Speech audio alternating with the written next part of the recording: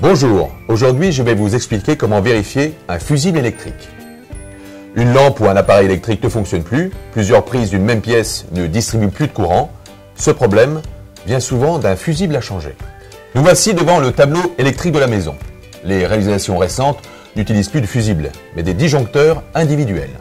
Il suffit d'enclencher le disjoncteur qui a sauté vers le haut, il saute, trouvez l'appareil qui a un défaut sur ce circuit électrique.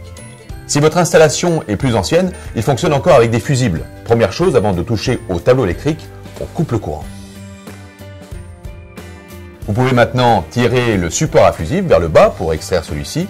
Certains fusibles sont pourvus de pastilles témoins qui s'autodétruisent en cas de surintensité. Il ne vous reste plus qu'à le changer. Souvent, au-dessus de chaque fusible, sur une étiquette adhésive, est inscrit la partie de la maison où le fusible expédie l'électricité. Là aussi, il est facile de le repérer. Mais sur votre tableau électrique, aucun repère sur vos disjoncteurs, vous allez devoir les tester un à un. Vous allez avoir besoin d'un multimètre, appelé également un testeur. Pas besoin d'investir dans un appareil professionnel, il en existe de très peu cher et facile d'emploi. Voici le multimètre. Positionnez le testeur sur la fonction test de continuité ou vérification des diodes ou encore ohm x 2000 ou ohm x 200. L'écran doit indiquer 1. Si vous faites toucher les deux pointes des cordons, l'écran indique 0 ou l'appareil émet un petit bip. Il fonctionne et vous êtes prêt à tester vos fusibles. Je pose les deux pointes du multimètre de chaque côté du fusible. Si l'appareil émet un bip, le fusible est en parfait état. S'il ne produit aucun son, il faut le changer.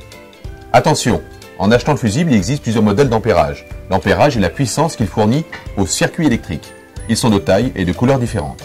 Pensez à bien couper le courant pour la manipulation de chaque fusible. Autre petite astuce, vous avez trouvé le fusible endommagé.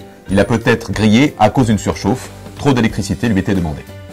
Vous avez repéré quel secteur le fusible fournissait en courant. Faites un petit calcul en additionnant les kilowatts inscrits sur chaque appareil qui l'alimente.